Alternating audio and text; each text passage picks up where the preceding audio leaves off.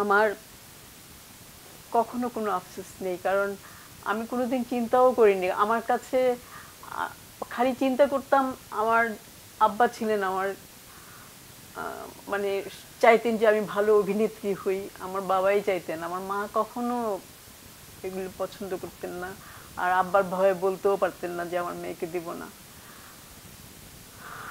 আমি চেষ্টা করতাম, আমার ইচ্ছে ছিল যে আমি অভিনয় করব, নাচ করব, এগুলি আমার ইচ্ছে ছিল, গান করব।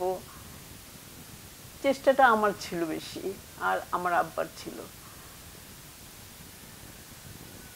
তারপর তো যখন কাজ করলাম, এই আস্তে আস্তে আর কি কাজ করতেছি, কাজ করলাম, কিন্তু কোনোদিন, আপনি কি যেন বললেন, কি প্রশ্নটা ছিল আপনার?